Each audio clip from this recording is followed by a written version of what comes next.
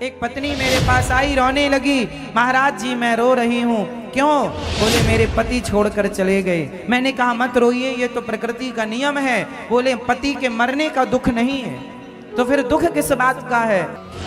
तलाक के पेपरों में साइन कर दिया। जज के पास गए, जज ने पूछा क्यों? कई बार कई स्त्रियां पति की वैल्यू नहीं समझती। जब तक पति जिंदा है आप पति की इज्जत नहीं करती, पर पति जब नहीं रहता तब पता लगता है कि पति कितना कीमती था, कितना अनमोल था। पत्नी भी अनमोल है। जब तक पत्नी जिंदा होती है पति को पत्नी की वैल्यू नहीं होती, इज्जत नहीं करता, सम्मान नहीं करता। मर जाएगी, उसके बिना रहोगे तो पता चलेगा कि उसकी उपस्थिति कितनी अच्छी थी, उसका जाना कितना दुखद है। इसलिए रिश्तों को ना समय दिया करो। पत्नी को समय दो, पति को समय दो और प्यार से रहो। जिंदगी एक बार मिली है, बार बार नहीं मिलेगी। ये हंसने मुस्कुराने का मौका भी बार बार नहीं मिलता साहब। अच्छी पत्नियां, अच्छे पति भी किस्मत में बार बार नहीं होते। समय बार बार नहीं आता। अब ये आप वृंदावन में यहाँ बैठे हो, मैं आपको सुना रहा हूँ, आप सुन रहे हैं। ये समय 7 दिन का है। 7 दिन के बाद ये समय कभी नहीं लौट के आएगा कि आप इस तरह बैठें, हम इस तरह सुनाएं। बस इस समय का लाभ लीजिए। समय है, एक बार आता है और आके चला जाता है। क्या करें? संसार परिवर्तनशील है। एक पत्नी मेरे पास आई, रोने लगी, महाराज जी मैं रो रही हूँ। क्यों? बोले मेरे पति छोड़कर चले गए। मैंने कहा मत रोइए, ये तो प्रकृति का नियम है। बोले पति के मरने का दुख नहीं है, तो फिर दुख किस बात का है? बोले जिस रात मरे, जिस रात मृत्यु हुई उस शाम मैंने पर रोज पति को भोजन कराया करती थी, रोज उनके पांव दबाया करती थी, रोज मैं उनसे बातें किया करती थी। पर कल की रात कुछ कहा सुनी हो गई हम दोनों में, जरा सी बात पर, और मैंने उन्हें खाने को नहीं पूछा, उन्होंने भी कुछ नहीं खाया। मैंने बात नहीं की गुस्से में, उन्होंने भी बात नहीं की। वो अपनी करवट में सो गए, मैं अपनी करवट में सो गई। सवेरे जागे तो पता चला मेरे पति को रात में साइलेंट अटैक आया और पड़े पड़े चले गए।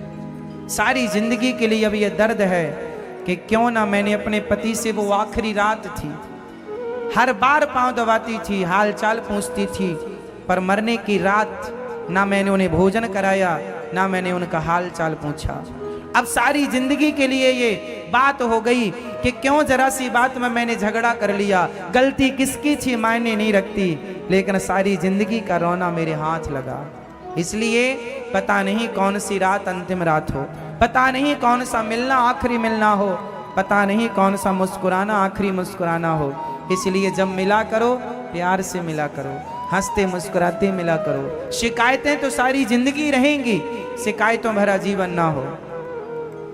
बहुत शिकायतें कर ली, अब केवल तारीफ करना सीखो। पत्नी की कभी तारीफ किया करो, पति की कभी तारीफ किया करो, क्योंकि जब पति नहीं रहेगा ना तो पत्नी मन में जरूर सोचेगी कि जब वो थे तब मैंने क्या कभी उनकी तारीफ उनके मुंह पर की? वो थे तो कितना कुछ था, वो नहीं है तो सब कुछ होकर भी कुछ नहीं है, जिंदगी वीरान है। पति जब होता है ना तो वैल्यू नहीं समझ में आती। पत्नी थी तो क्या आपने उसकी कभी तारीफ की? क्या कभी कहा कि तुम्हारी जैसी जीवन संगनी मुझे हर जन्म में भगवान दें? कभी उसके हाथ को अपने हाथ में रख के कभी कहा तुमने कि तुम्हें ईश्वर ने मेरे लिए ही बनाया है? अरे बातें भली झूठी हों, पर जब कहोगे तो तुम्हारे शब्दों से सामने वाला खुश होता है। और यदि आपकी वाणी से कोई खुश होता है तो कोई खर्चा नहीं है, खुश कर लेने में, क्योंकि समय बार बार नहीं आएगा। समय कब निकल गया, कितनी जल्दी आपके शादी के 20 साल हो गए, कितने जल्दी आपके शादी के 25 और 50 साल हो गए, पता ही नहीं चला। आपकी पत्नी को समय दीजिए, आपके पति को समय दीजिए, दोनों एक दूसरे से प्रेम कीजिए और दोनों मिलकर भगवान से प्रेम कीजिए। यही तो सच्ची गृहस्थी है, यही गृहस्थ आश्रम है। गृहस्थी में जितना प्रेम होता है पति और पत्नी में, गृहस्थी उतनी अच्छी होती है। एक दूसरे का ख्याल जब रखा जाता है, तुम्हारा ख्याल मैं रखूं, मेरा ख्याल तुम रखो, तब जिंदगी अच्छे से गुजरती है। और दोनों मिलकर गोविंद का चिंतन करो, सत्संग करो। जहां आओ जहां जाओ संग संग जाओ, संग संग आओ। कोशिश करो कि आप साथ रहें। पता नहीं कौन सी मुलाकात व्यक्ति की आखिरी मुलाकात हो। एक पति मेरे पास आया, रोने लगा, महाराज जी मेरी पत्नी चल बसी, फांसी लगा ली उसने। क्यों? जब तक जिंदा थी मैंने सीधे मुंह बात ही नहीं की उससे, जब तक जिंदा थी कोई वैल्यू नहीं की मैंने, मर गई तो पता चला कि राम राम मैंने क्या खो दिया। होता है, माँ जिंदा होती है ना, माँ की कीमत नहीं होती, मर जाती है तो पता चलता है कि माँ क्या होती है। होता है, आपके दो हाथ है ना, कीमत नहीं है हाथों की। जब एक हाथ किसी कारणवश कट जाता है तब पता चलता है कि यार इस हाथ की कीमत क्या थी। पाँव हैं, कोई कीमत नहीं है। जब किसी का पाँव नहीं होता एक और उसे वैसाखी लेकर चलना पड़ता है, तब पता चलता है कि दूसरे पाँव की कीमत क्या थी। कई बार चीजें अपने पास होती हैं लेकिन अपने को उसकी कीमत पता नहीं होती। कीमत जब तक पता चलती है तब तक समय हाथ से चला जाता है। क्या करें, समय रहते समझ लोगे तो बहुत फायदे में रहोगे। इसलिए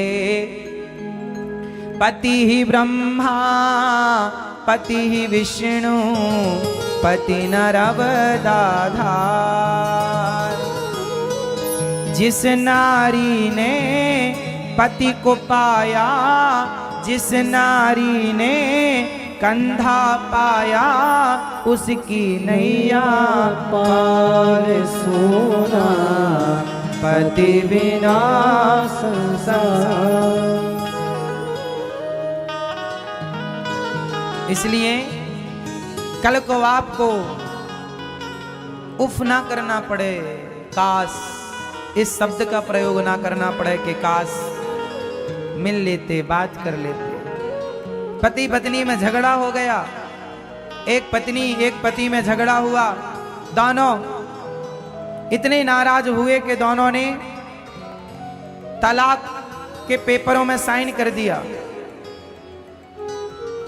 जज के पास गए, जज ने पूछा क्यों आप दोनों एक दूसरे को तलाक देना चाहते हैं?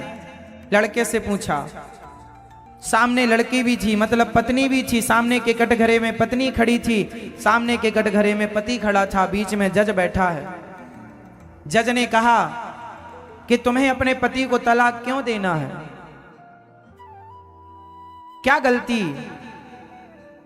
पत्नी ने कहा जज साहब एक दिन की बात है, मैंने जरा सी गलती की, इन्होंने मेरे गाल में थप्पड़ मार दिया, मारा इन्होंने, जलील किया इन्होंने।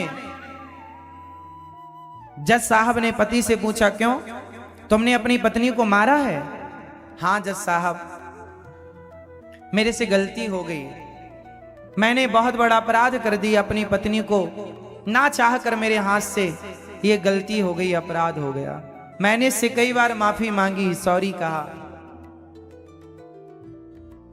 पर इसने कहा नहीं, मैंने तो निर्णय ले लिया है कि मैं आपको तलाक दूंगी। जो नारी का सम्मान नहीं करता, मैं ऐसे पुरुष के संग नहीं रह सकती। जज साहब ने कहा उस लड़की की तरफ देखकर, बेटी विचार कर लो, तुम अपने पति को तलाक देकर बताओ कहां रहोगी? लड़की ने कहा मेरी मां जिंदा है जज साहब, मेरे पापा जिंदा है, कमाते हैं, मैं भी कमाऊंगी, काम करूंगी, पर इस आदमी के साथ नहीं रहूंगी। जज साहब ने कहा बेटी तुम्हारी मां और तुम्हारे बाप पिता, तुम्हारे पापा कितने दिन तक तुम्हारा साथ देंगे? जब तुम्हारी मां बूढ़ी हो जाएगी, जब तुम्हारे पिताजी बूढ़े हो जाएंगे और जब मर जाएंगे, तब तुम्हारा पालन कौन करेगा? तुम्हारा भाई, तुम्हारी भौजाई। जब बिना बाप के बिना मां के तुम उस घर में रहोगी, तुम्हारी भौजाई दिन में 4 ताने मारेगी कि जो अपने पति की ना हो सकी वो हमारी होगी। कितने दिन तुम्हारा भाई तुम्हें रोटी देगा? कितने दिन तुम्हारी भौजाई तुम्हें देगी? क्या वो ताने सुन सकोगी? जब तुम्हारी माँ के मरने के बाद, तुम्हारे बाप के मरने के बाद तुम्हारी भौजाई, तुम्हारी भाभी तुम्हें ताने मारेगी, क्या सह सकोगी? गलती किससे नहीं होती। यदि उसने तुम्हें थप्पड़ मारा है तो लो, मैं कहता हूं तुम भी इसे थप्पड़ मार लो। यदि तुम्हारे थप्पड़ मारने से तुम्हारा रिश्ता बचता है तो बचा लो। बेटी, कुएं में जब बाल्टी उतरती है ना तो झुकती है, यदि झुकती है तो भरती है, नहीं झुकती तो नहीं भरती। गलती पत्नी को हो या गलती पत्नी की हो या पति की, लेकिन रिश्तों को बचाने के लिए दोनों में जो झुक कर रिश्ते बचा ले वो सबसे समझदार होता है। इसलिए तुम झुक कर इस रिश्ते को बचा लो, तुम्हारा भविष्य बहुत अंधकार में चला जाएगा। माना कि इस तुम्हारे पति ने गलती की, पर वो क्षमा मांग रहा है। गलती करने वाला गलत तो है, पर गलती को स्वीकार ना करने वाला सबसे बड़ा अपराधी है। पर इसने स्वीकार कर लिया। तुम इसे एक बार माफ करके एक बार गृहस्थी शुरू कर सकती हो।